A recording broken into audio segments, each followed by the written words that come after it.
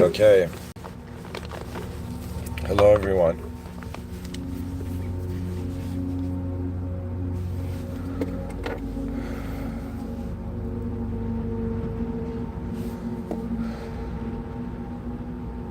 The idea of destiny had me up all night. So destiny had me up all night.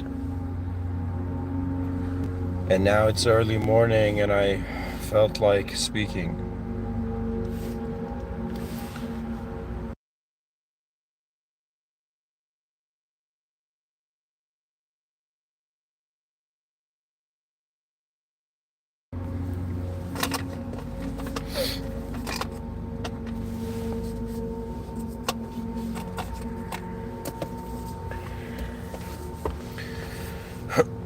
I wanted to bring up an interesting idea.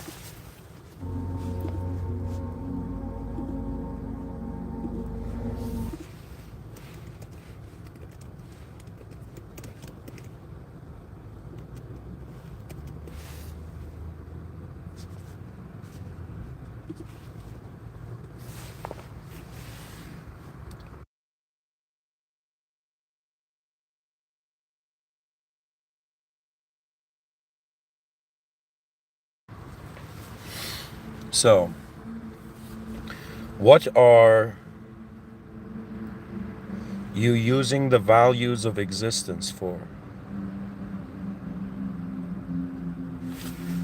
And there's a certain vision I had, which, if I can explain this, I've succeeded in giving this talk.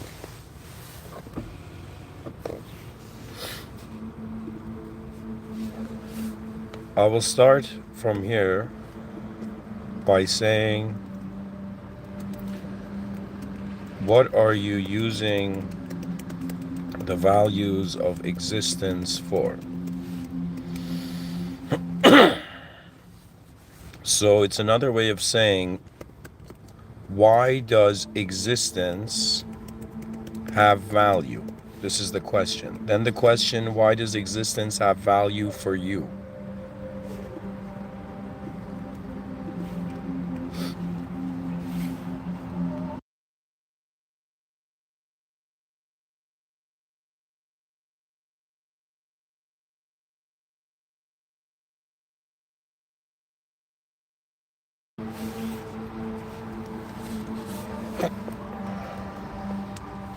So guys, I think I got hiccups right now, but maybe not.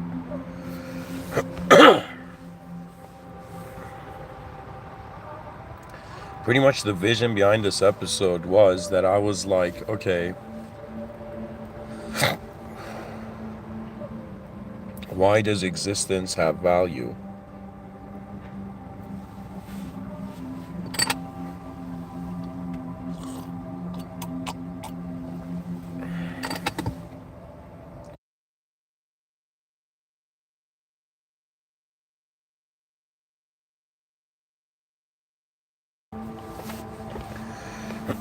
So the idea would be something in the lines of asking the question. So let's say we're wondering about why does existence have value? Why does it have value for you?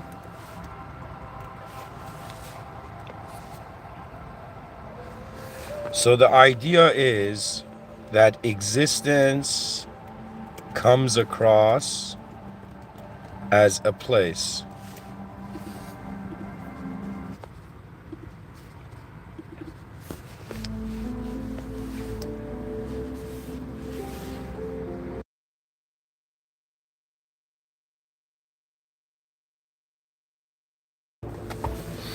All right, let's march into this.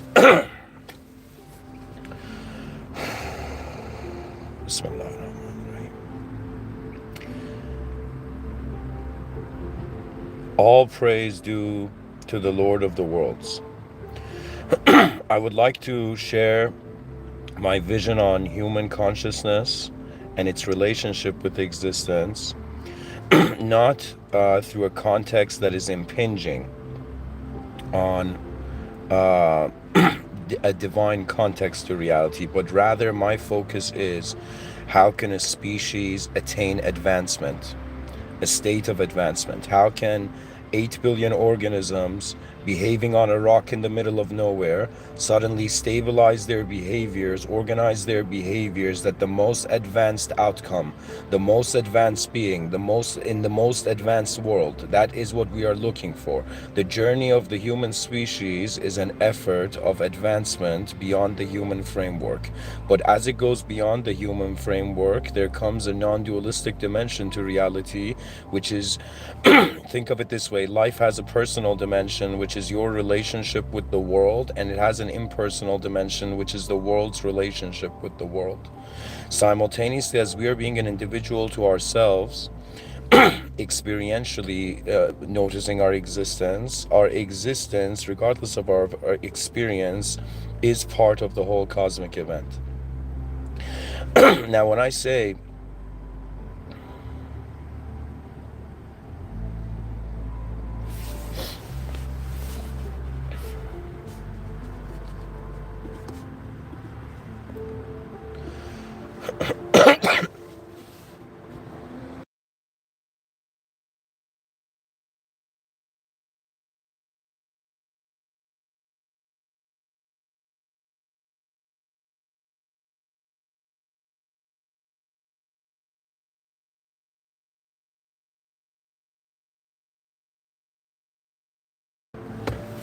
you know, guys, the exact title was, "What are you using the values of existence for?"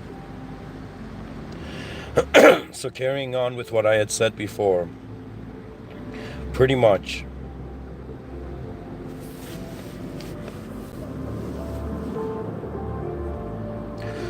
the idea follows that there's an organism here, there's an intelligence here. This intelligence has a relationship with whatever it is. We find an existential dimension, we find an experiential dimension. So the value of our existence has to do with what sort of experience we're aiming for. You know, a very incredible example that my own father had given me once, you know, I was in a state where, believe it or not, like a sleepless state, you know. I had a lot on my mind, and my father, you know, he brought to my attention, he asked me, it was a question about value. And my father asked me, what value does a kitchen have? You know, my father asked this from me. And I really quickly caught on to what he was saying, that the value is based on what you want to do. If you're in a kitchen and you want to cook something, the oven has a value. If you're in the kitchen and you want to clean something, the sink has a value. So when you find yourself in existence, you're actually seeing this massive place with so many components to it, right? And based on what you want to do, there comes a value. Exactly. Human beings were hungry. It was valuable to create a spear to hunt for food. So the question, what are you using the values of existence for, is a very important question, because it is telling the human being, hey, human being, you find yourself in a massive place. Like, it's ridiculous how big this world is and how much of a small part of it we are. And you know what's funny? The worlds don't stop. That means the comparison of our world to all the smaller worlds, even you go to a microcosmic level.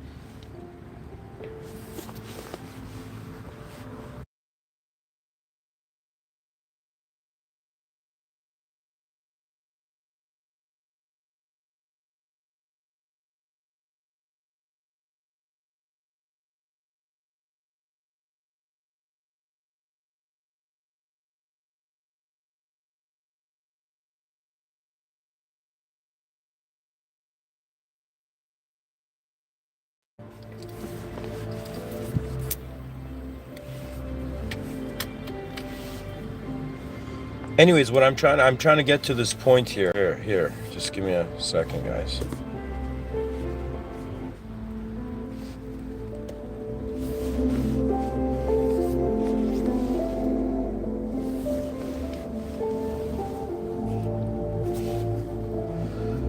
So existence has a value, and now to dive into the value. One thing that we know, existence initially has a value. It has a value for consciousness.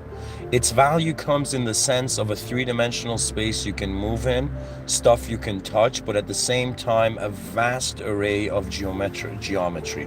When I look at any moment, that means whoever you are, you just look at any moment. Right now, for example, right now, look outside the window or wherever you are. Just pause and look at somewhere. Okay? For example, right now, I'm looking at my laptop. You know what? I see geometry everywhere. I see the lines and edges of the screen. I see the lines behind it. I see the dimensions of color behind it. Do you know?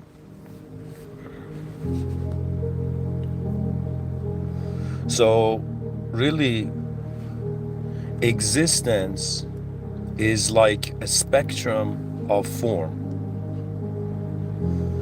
And the value existence has for you is what you want to do with this form.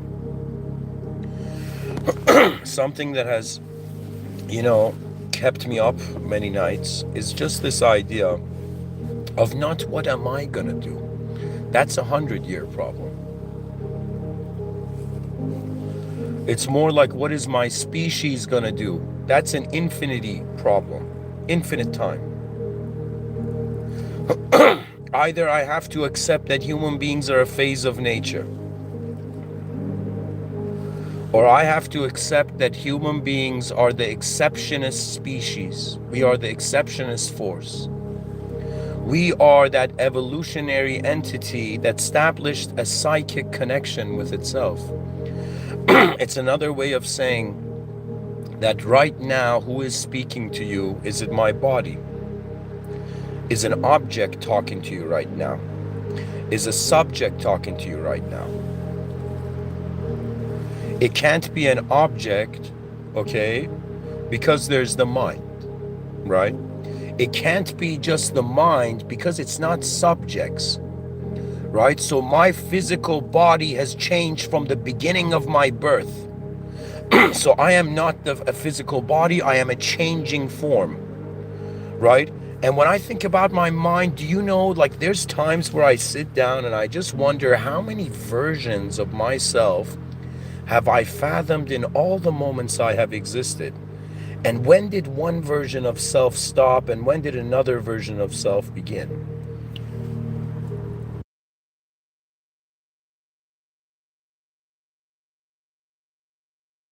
And my curiosity took me to a point where I realized where my attention goes, in some sense, it's a new self.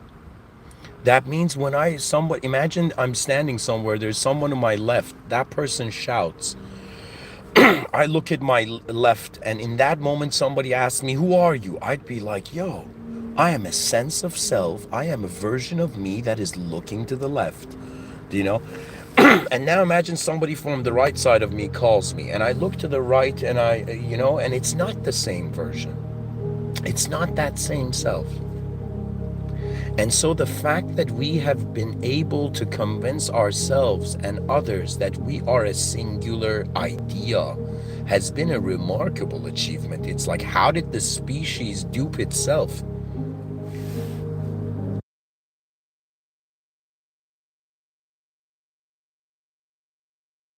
And you know what it is? If one was speaking purely from, let's say, a theosophical angle, it's kind of like the soul is neither good, neither evil. The soul is neither space or matter. It's kind of like the yin-yang circle is neither the yin or the yang. It is the encompassment of both. And it could be that what is really living here, which is a very important question. What is alive here? We tend to think it's the body. We tend to think that there is life and life ends and there is death. But we don't seem to have, it doesn't seem to have occurred to human beings that death dies into life. That means you don't die. Death becomes life. Do you know what I'm saying? I'm saying that the human consciousness psychologically dies every night, which is hilarious. And what that means is that we don't fear, like we fear death, right? As human beings.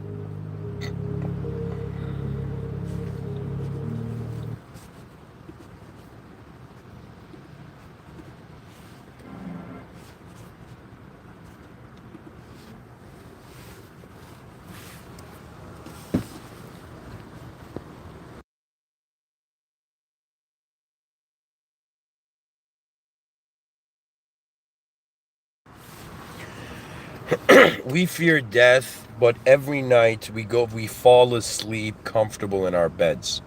And that is, I don't want to say it's a psychological death, but it's kind of like we logged out of our personality that was piloting our existence. We go to sleep, then we wake up, suddenly log back into our conscious waking state, and continue on from where we left off behind. So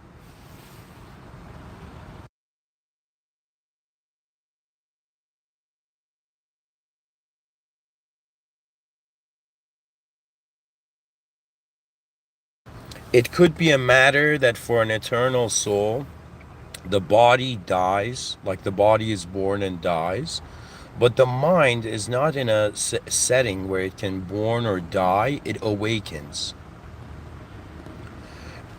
I don't want to use the word summon because that's separate from ourselves, but I would say it's more like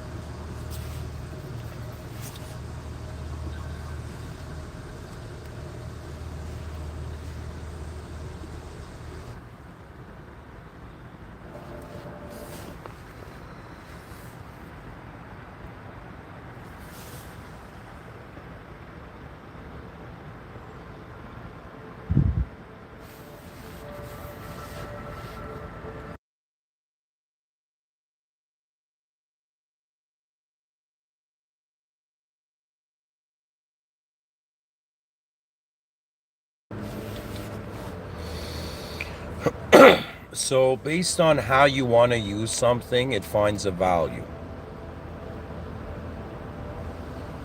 right? So when the question, I'll go back to the question, the title.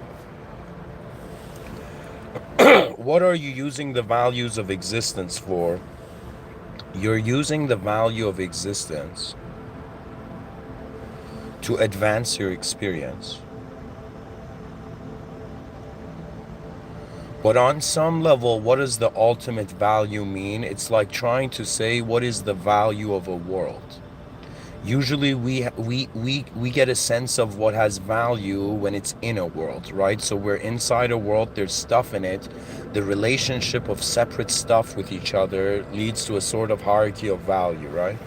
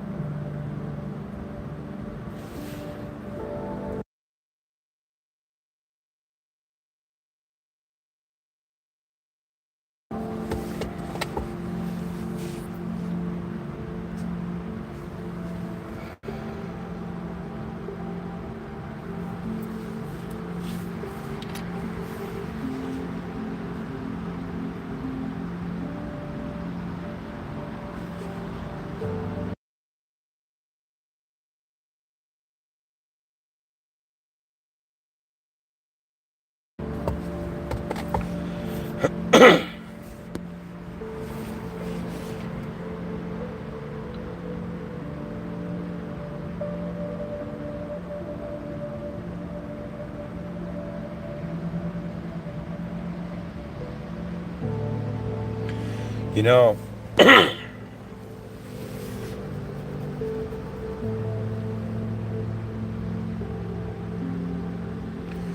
every person is extracting value from existence. That value is limited to their reception ability.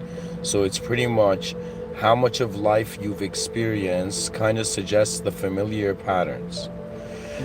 Now, if I was to think, what how can consciousness use a value, the value it finds in existence?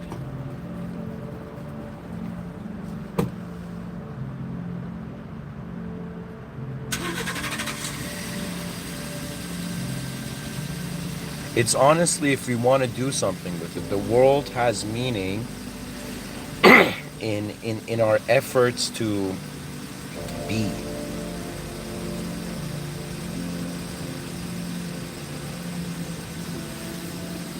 This music is too deep, guys. I can't even speak on this.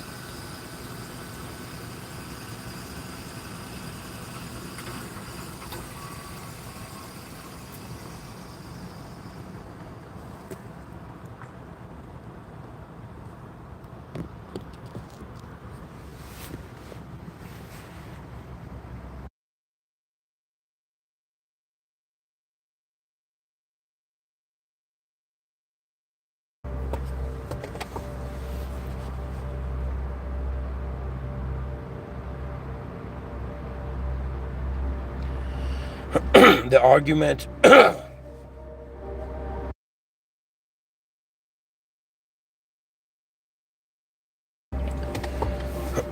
the argument could be said that to value existence is a psychological activity.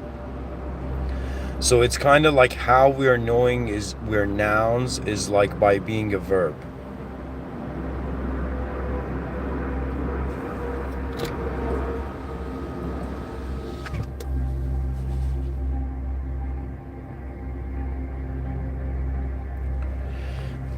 So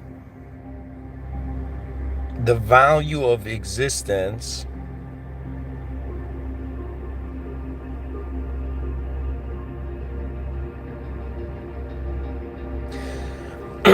we are using the value of existence for worldhood and I guess a boundary to the context of being. To be honest, this title, what are you using existence for? The idea of using is dynamic. Existence seems to come across to us as singular.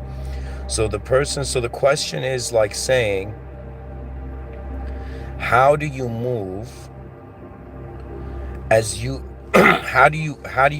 what do you do when you move and your movement gives value to existence? That means if somebody says, "Hey man, why do you have a car?" Right? Imagine the person has like a Ferrari or something. We tell them, "What is the value of this Ferrari?" The person's like, "Okay, its value is when I drive it, or when people see it, okay, or when I sell it. I don't know, like three." So there's the value of like a Ferrari or a sports car is in its image. So existence, its value can be used from a static angle to be like, yo, look at this car, look at this image of existence. So the value of existence is giving us its shape, but at the same time, its value, the value of the Ferrari, is based on if the Ferrari is used. So the question, what are you using the values of existence for? It's like saying, yo, human being, you who have looked at this world and seen a value to this. That means if you look at this world and it appears to you as a Ferrari, right? So it's as if in you using the Ferrari, it's like the values of existence, by using the value, its value is justified. It's kind of bizarre. It's like saying, I mean, the Ferrari example was a good example, right?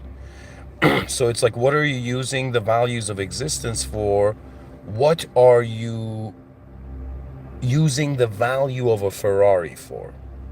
Okay, or what are you using a Ferrari for?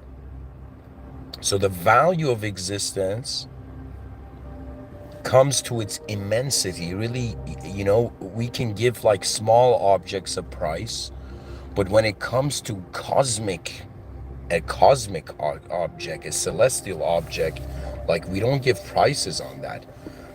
Maybe, I don't know, maybe like in a, I don't know, maybe like a million years will be beings that are like, yo, how much for that planet over there? You know,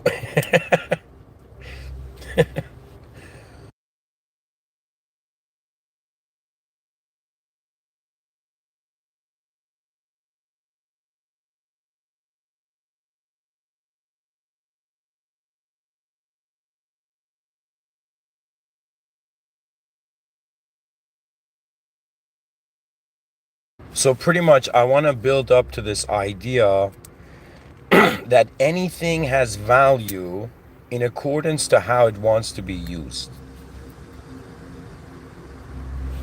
If someone wants to drive to a destination, like an advanced sports car has a value. If someone wants to get to some destination quick. If somebody doesn't want to spend a lot on a car and just wants a car, like, like a Prius or something, is fine. Right? So really, the lives of human beings is actually pretty much, this biological organism appears in a world based on its information processing capability. It at some point accepts a value for its existence. This tends to happen in the form of a story.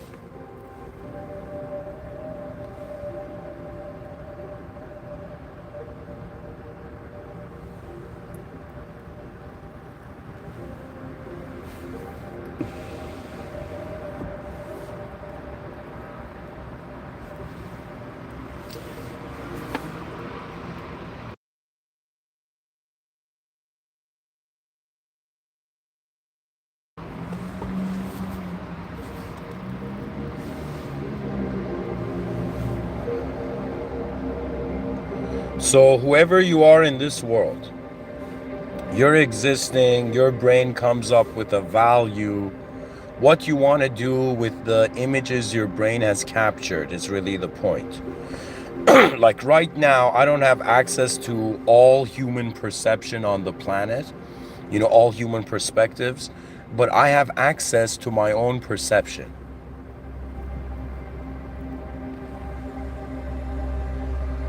So my perception is the chunk of value I've taken. It's like a nature photographer. I snapshot a value. Like right now, this scene in front of me, outside of the window of my car, it's existence. I'm seeing trees, I'm seeing cars in the distance, I'm seeing road signs and all of this.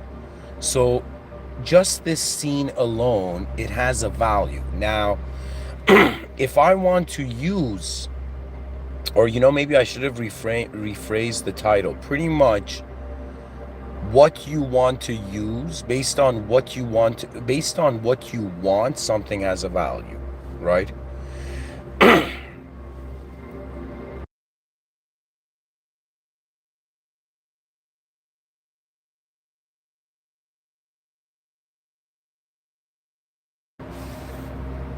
Really, there is no smart or stupid people. There's people who can understand where the value of the moment is, really. You can have the most knowledgeable person ever, and you can have the most foolish person ever, and you can see, for example, there's a surprise birthday party, and the knowledgeable person forgets to get up and say surprise, right? But the fool gets up and says surprise when the birthday person walks in, right? So knowledge doesn't per se suggest wisdom. Wisdom is kind of like knowing to do the right thing. Knowledge is like knowing the options you have of doing things. So when I say, what are you using the values of existence for? I'm pretty much saying, hey, human being, existence has some sort of value to you, but this value is based on your utility. Like if you wanted to right now build an advanced civilization, 8 billion human organisms just roaming the earth are very useful, right? So existence has a value based on what you want to do, also based on what you want to based on what you want to do, based on its value, also your action as you know, sometimes based on the value, you know what to do. Imagine there's a flickering candle flame and there isn't matches around, and there's wind hitting the room, like somebody's opened the door, and you have only this one candle flame, right? So based on what can be added and lost, the value of existence obviously changes because something from the scene is changing.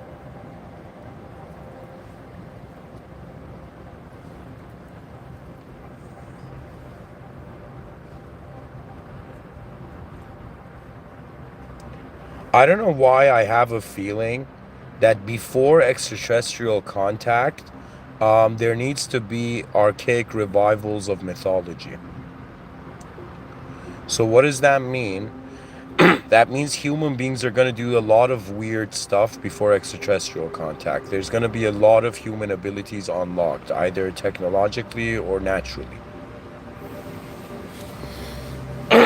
Human beings have such a long way to go. We still have racism on this planet. You believe that shit? It's kind of like, imagine an advanced extraterrestrial species is watching us from the clouds, and they're like, yo, should we go down and talk to these human beings? And we're like, yo, this human being looks different than me. I'm gonna attack it. Like imagine the insanity. Imagine higher life forms looking at us, not being able to manage the current life form we are. It's an embarrassment because we don't have standards, because our leaders forgot to have cosmic standards of living. Because you have been pushed into a slumber of a mediocre acceptance. You see, it's not be a cornered animal and just react psychologically and bring change that way. The idea is to do great work, there must be a great space for the work to be done, but also a great effort. The space to build an advanced civilization is here. The effort to build an advanced civilization is not here, which these Mr.Within talks can serve that purpose. Do you know that the value of existence also is its utility is based on an abstract rendition of it? What that means is Michelangelo has this quote where he says, I saw the angel in the stone and I set it free. This is how this dude sculpted an angel out of a chunk of rock. So when I say, what are you using the values of existence for, it's as if existence, the value that life has, is like this massive chunk of rock. And based on how you use it, you start sculpting your worlds, your inner realms, overlay on the outer world's adjustment. So what it is, it's that existence gives us a world that's already here. Our mind gives us a personalized world. So right now, you are not seeing the world, you are seeing a personalized version of the world. If you are an egoic construct, if right now you think you're a person, you're not seeing the real world.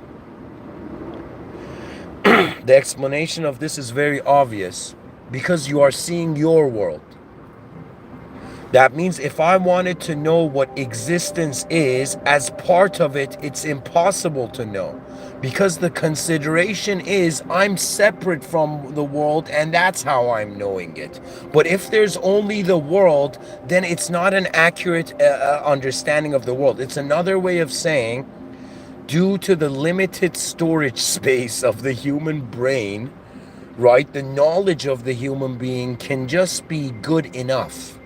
It cannot be perfect. You see, it's like we're in this weird world where reality can't be 100% perfect and it can't be 100% imperfect. It's as if the world was given a command prior to anything in it. Maintain yourself. And then regardless of the entities, celestial objects, various forces, like there could be cosmic ecosystems where beings are living, where to them, like a planet could be a pebble, where to them a planet could be a grain of sand. You know, we could be ants under a rock to higher life forms, to higher possibilities of life. Me personally, because I consider myself as a man of faith, to me, there is an original source. Do you see? There is an original host to this world. Now, this is where human beings, there's denominations. If you are someone who you believe time surpasses existence, then you are, think of it this way, there are levels to life and you have to surpass these levels. If you haven't surpassed these levels as a conscious being, entity, you are bound by these levels. You might be an entity that has liberated yourself from an individual sense of time, but it doesn't mean your cosmic memory is not active. So they asked this one guy, they're like, yo man, tell me about your history. And this dude gave an answer that blew the interviewer's mind. And he's like, I have 3 types of history. Which one do you want to know? And the guy's like, you have 3 kinds of backstories to yourself? What does that mean? Like, what's your history? Explain your 3 types of history. And the person says, there is a history of my individual life, my human life. It's the story of my life from the moment my body existed till the moment it will die. That's my backstory, right? I could tell you where I was born, what I did, and how I became what I am, right? So there's that. Then there is the next history, which is the universal history of not a human being, but of a conscious presence. So it's as if there is the life of your body. Yo, what's the history of that? There is the life of your mind. So if your body's boundary is based on your birth, your existential birth, and your existential death is like the range of your individual life, the range of your universal life would be something from an esoteric perspective in the lines of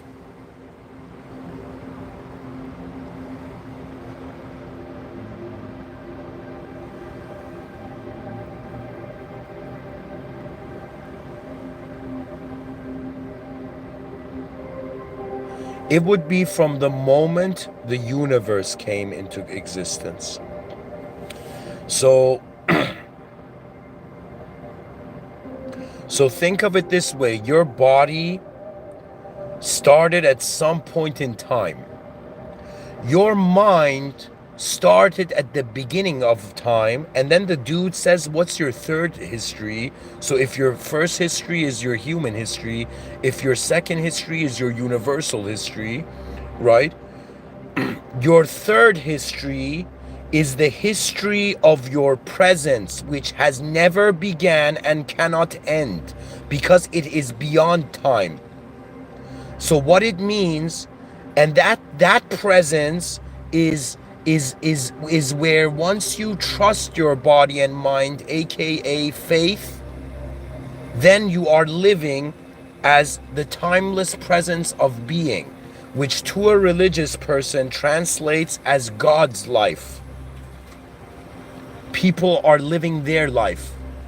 There is a life that's bigger than you.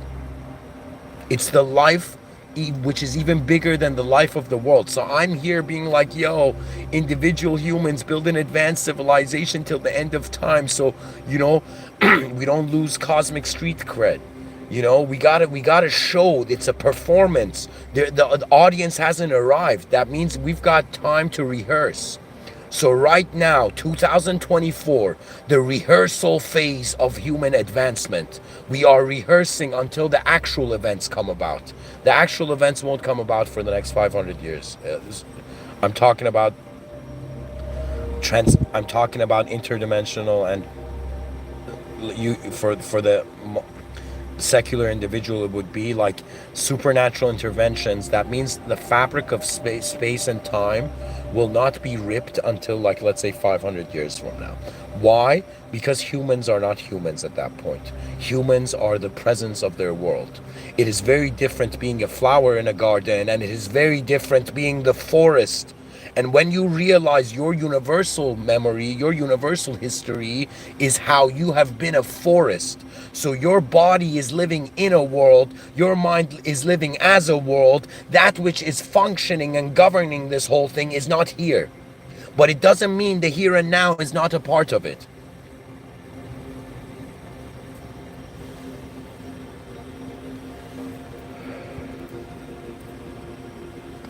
It's one life.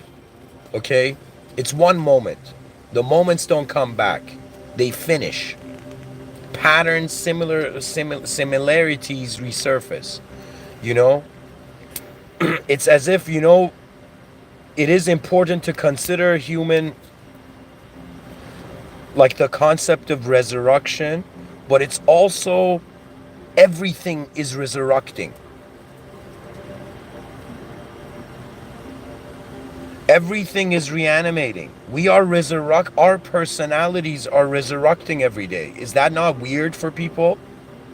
Is it not weird for people that we're this 4.5 billion year old existential evolutionary movement, and then this creature's like, yo man, why did I become conscious after 4.5 billion years? And the answer is not that satisfying. The answer is like, yo, we reached such a heightened level of awareness where we started to notice we will die one day, where we started to notice we're temporary, where we started to notice incompleteness. So we evolved 4.5 billion years just to be able to be depressed out of our existence. So if you are depressed right now, whoever you are, that's a 4.5 billion year old evolutionary ability. Be grateful, right? But at the same time, there is something way more. I don't know if people have felt this, but it's equivalent to like being a horse in a forest just grazing, and then suddenly noticing like 3 horses galloping in the forest at a fast speed. So it's as if it's like you chilling somewhere and you see a bunch of human beings run somewhere. Some part of you is like, yo, what's going on? Right? You get pulled by the advancement of the activity, which in its supremacy is benevolence. So if you want to know which human beings are advanced, those human beings that don't need a reason to be benevolent, those are the most advanced. Pretty much this is the idea. The kindest among you are the most advanced. Why? Because they have the less attachment. A kind person can forgive. Why? Because reality's intensity is what's important, not just what happens, right? We tend to treat life as if moments don't have accountability. So somebody can do something where it's like Friedrich Nietzsche says, a tree falls in a forest, nobody heard it, did the tree fall? So human beings in the privacy of their own selves feel that there is no accountability for public positions. But on some level in the future, we're going to realize the surveillance state that people feared because they only managed to see the chaotic advantage of it, right? The chaotic disadvantage. They didn't see the ordered advantage of the surveillance state. We're going to realize on some energetic level, we all are aware that what we're all doing. This might, sound a bit far-fetched, but really what it is that in any moment you can know the status of your species. How? Look in the mirror.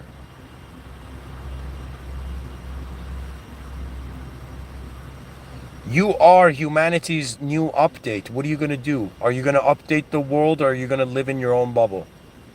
8 billion human beings, for some reason, they're living in their own bubbles. Okay? Why? Because we don't have a collective story that instills in us an incredible honor, right? That means you don't right now, whoever you are listening, I bet, right? Part of me knows that if I ask you, what do you honor in this life? Like, thank God there is religion at least. So we honor something more than ourselves, right? But to honor, like, think of it this way. Imagine you're a religious person and you're like, the highest position of honor is the Almighty. God deserves the greatest honor. You come down. You're like, okay, God's celestial hierarchy, angels, higher beings. Then you come to prophets. Then you come to common man. Then you go to lesser entities. For example, in certain religious contexts, animals don't have a soul. They turn into dust at the end of time. They're like NPCs, and we're the characters that have logged into the video game.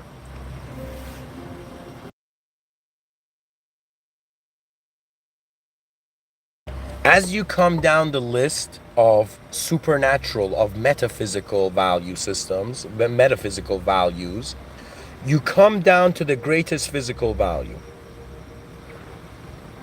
The greatest physical value, the answer is the same. What the theist and atheist have in common is the inconceivability of their future, not the inconceivability of an idea. The same way, pretty much, I'll take the attention of the viewers to this. An advanced civilization is the greatest external idea. The greatest internal idea approach, what we can do in the inner realms, is self-awareness. This awareness to self makes us realize the self is not just the separation of the idea of us with the existence of us.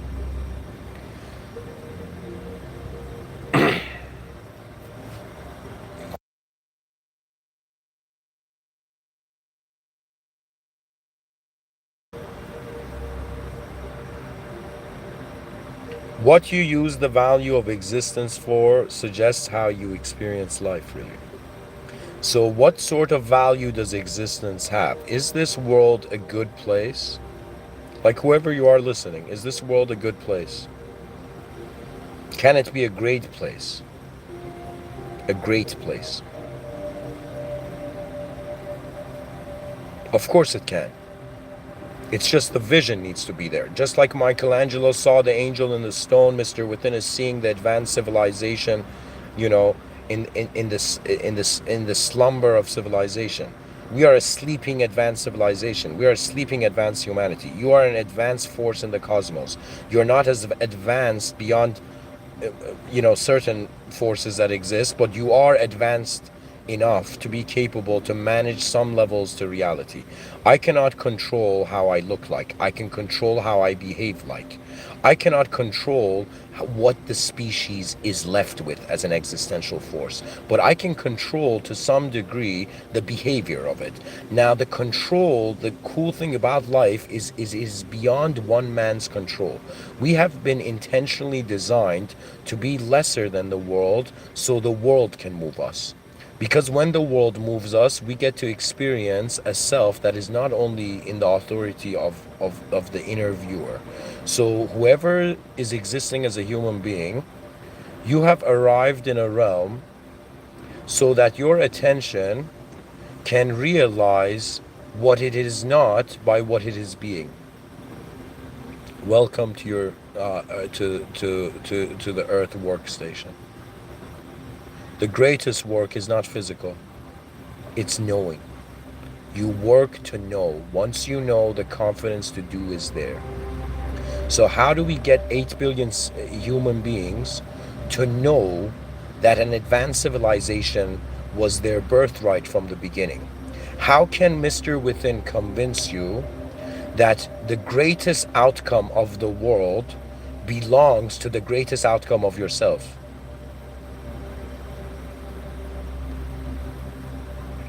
As one human being that asks the question, what am I using the values of existence for?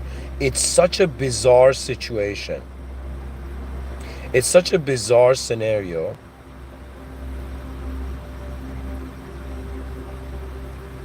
that we use existence to survive, but we also use the value of existence to give that same existence meaning. It's like imagine there's a giant, you can't see the totality of this giant, but you're on its shoulder.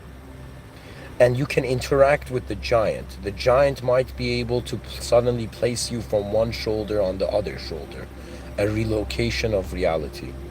What it is it is a symbiosis with a greater force. That symbiosis is not, it's not separate. So it's kind of like the yin yang symbol. There is one giant, there is one being that's here. Within this being, there is the divergence of worlds. It's as if the Almighty was so benevolent, so merciful, that it gave imperfection to a being created by perfection.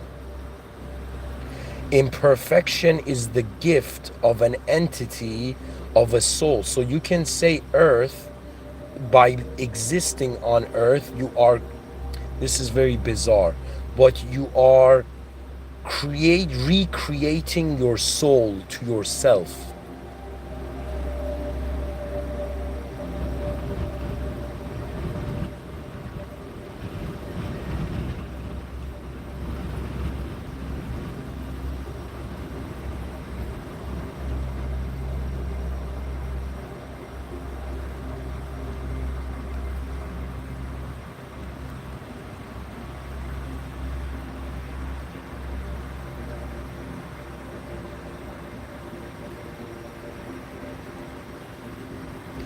I mean, on some level, we're extracting from the extracting the value from the existence that is there, but it's happening on two levels.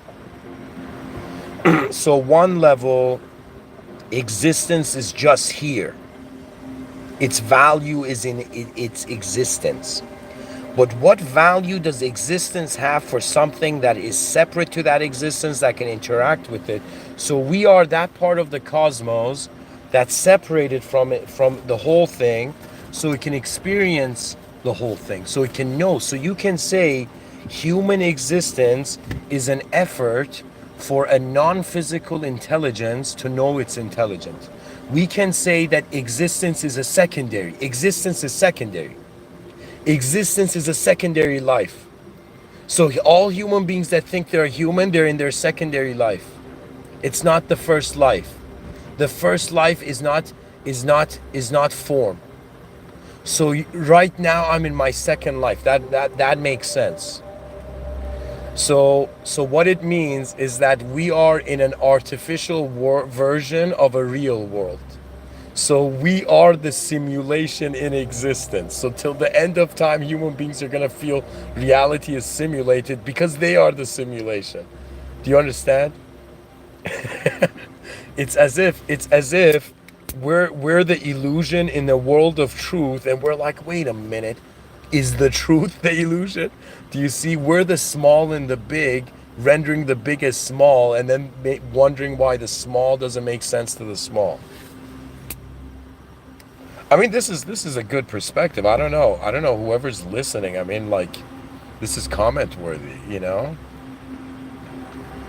Do you know what that means? That means I am living, that means the human being is living life in three depths, in three dimensions, like XYZ. Okay, there's an XYZ, but instead of XYZ, it's mind, body, soul. The central point that it all starts from can be considered to be God.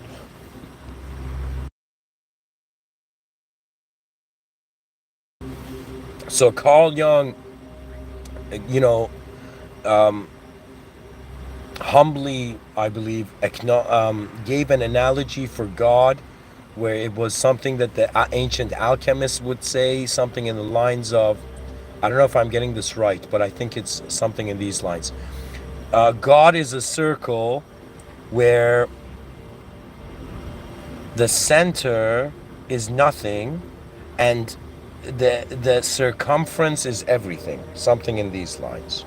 But Mr. Within is saying, is trying to comment on the same Jungian view and saying, wait a minute, no, it's more like truth is a singular point, and there are three extensions from this point in three dimensions, X, Y, Z. So one can say that the awareness to God is an awareness to a cube. I mean, no, I mean, this is bizarre what I'm saying. I'm talking about a geometrical analysis of this. So I'm saying that if God, I'm pretty much saying you need X, Y, Z to be conscious of a cube, to understand the cube. Perhaps we need an existential dimension. So we need an X, we need a Y, which is the mind, an experiential dimension, and we need a Z, where this is like the circle of the yin yang is neither experience or existence. So what I'm trying to say is that we are actually living parallel lives inside God's life.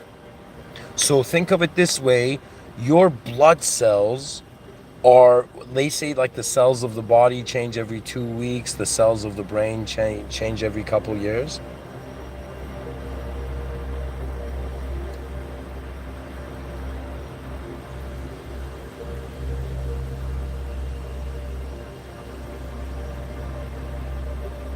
It's like a riddle. What exists but is not, what exists but is not existence?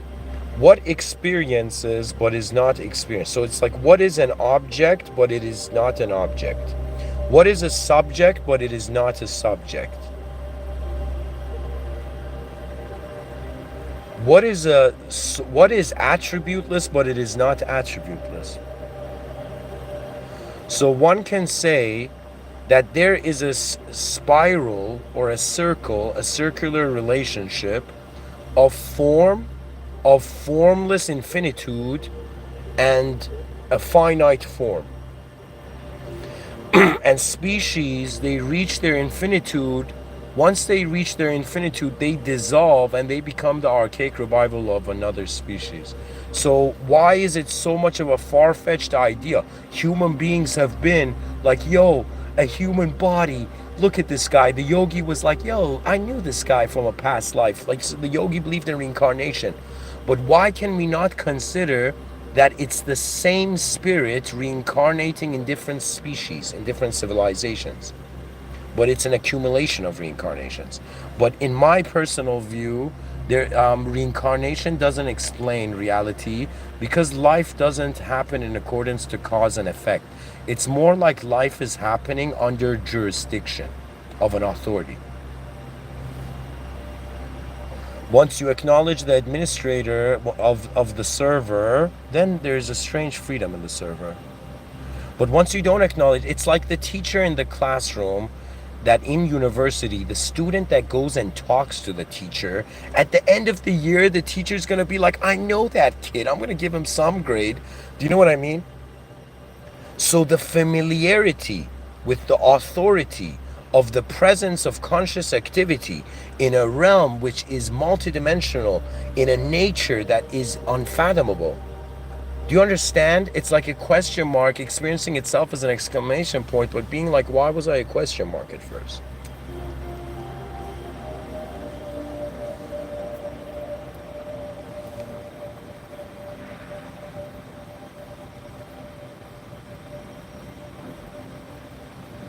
There will come a day where you will realize the greatness of your species is dependent on the greatness of the individual. I don't know what I don't know what WTF have the rich elite, like people in power, sometimes shock me. Why? Because their worlds don't update, because they're too busy trying to control. It's like the whole thing they say about the master that controls, like it was the master slave idea in ancient times. So any person who controls anything, they are being controlled in growth by that thing. So if somebody, think of it this way, as somebody has a pet, a dog, okay? That dog has a leash to the owner, right? The owner thinks that it owns the dog, but the dog is owning the time of the pet owner. Do you see what I'm saying? You cannot control something without having it occupy you, because it's kind of like the richest and elite, the most powerful people became cruel because their world became smaller when they became more important to themselves. This is why intellectual, very smart, very, not smart, but very intellectual, people with a strong intellect are shy, which is very bizarre, because we're like, yo, this person is so smart, why can't they communicate to others? And the reason, it took me a while to understand this, the reason is because any moment you do not make yourself equal to your world, you don't want to be in it. If right now you act like a holy being, if you act like you're superior than this world, right? Like, let me tell you something. You get bound by where your attention is, but you become boundless by what your attention surpasses.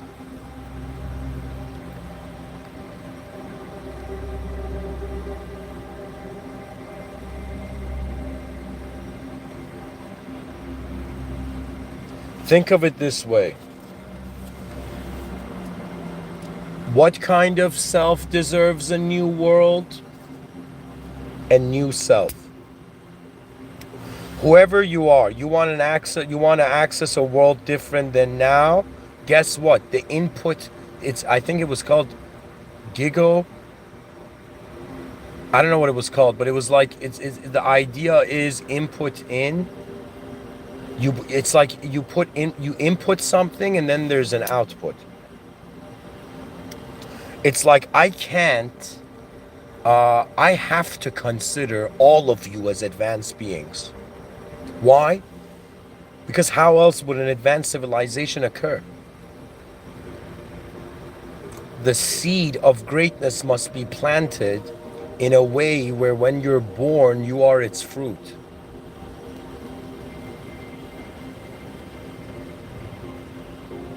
Do not forget, the future generations are watching you right now. This is how I inspire myself. I just close my eyes and I feel all the unborn humanity, all the human beings after my lifetime who will come into this existence and live a life and say something and have enough boldness to do something that no one else did.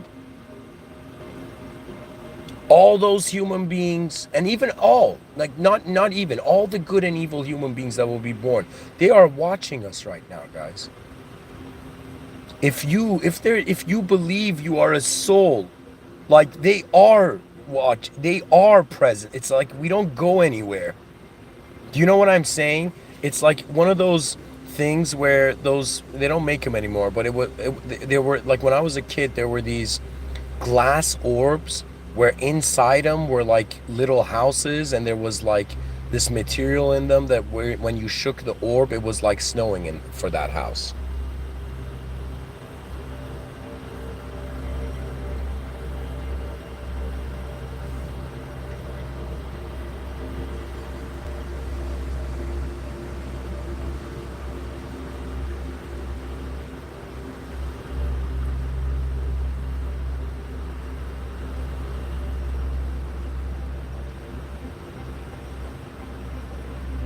There's a huge chance you don't even know your own value. This is why an advanced civilization is necessary. Because an advanced civilization, the difference between a civilization that isn't advanced is that the advanced civilization has understood its power. Its power is in how advanced the human being is. If you were, let's say, 10 times more advanced now, you would deserve a 10 times more advanced world.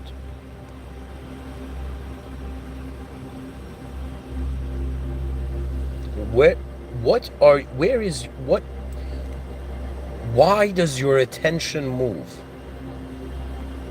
at all? And it's most likely based on what you want to do with the value of existence you've considered. So the title of this episode, just anything that makes you wonder about, okay, what sort of value have I accepted to reality? Could the value I have given to existence be inaccurate? Could it have values that I don't even know the concepts to yet even comprehend? You see? The advancement of humanity, it is one of the most incredible opportunities in cosmic manifestation. Oh, advanced humanity. The cosmos is waiting for the giant that is semi-awake. It's like we're no longer a sleeping giant. That's the cool thing about humanity. The forces are waking up. And it's not just people. In ancient times, they were so wise, so observant, that they acknowledged that there were forces to the realm. There were spirits to the realm.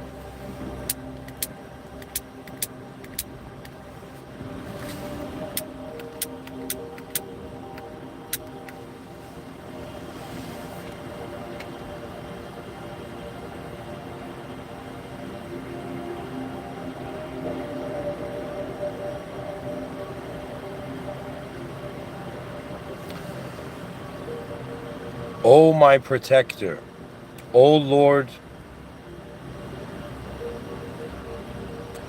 of the worlds, which all praise is due.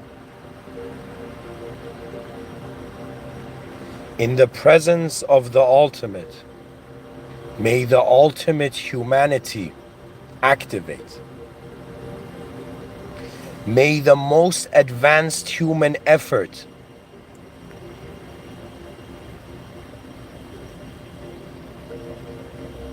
smile as it presents itself. We lived through the era of savageness, through the era of unconsciousness, through the era of ignorance.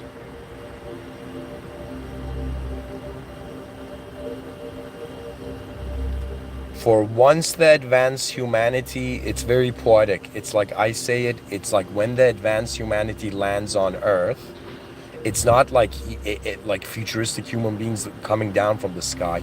When the advanced humanity lands on Earth, that's when 8 billion human beings have stepped out of their inner realms and they are seeing the actual Earth. And the actual Earth is very scary. Why? Because it is supremely, majestically unknown. So outside of everything you know, there is a setting where any value can be imposed. Somebody could come, like in one language you call this a tree, in another language you call it deracht. Do you see? The language is different, but the existence is the same. The value we put into reality, the value it has for us is unique to us, but what we use that value for can surpass our just a service to us. A street smart species will not go, the light of a street smart species will not go out in the cosmos without the display of our greatest effort. That means when you have done all you can, then you can watch the game be played. So as long as I'm trying to say, yo man, collective responsibility. It's 2024. Everybody is conscious and mindful enough to be like, yo, all our blood is red, okay, and we are 70% liquid. So technically, if 70% of the body is liquid, and that liquid comes across as the color red, so we're all red. Okay, there is no, like, skin color is not per se the totality of the color of the organism, you know, that the creature constitutes, right?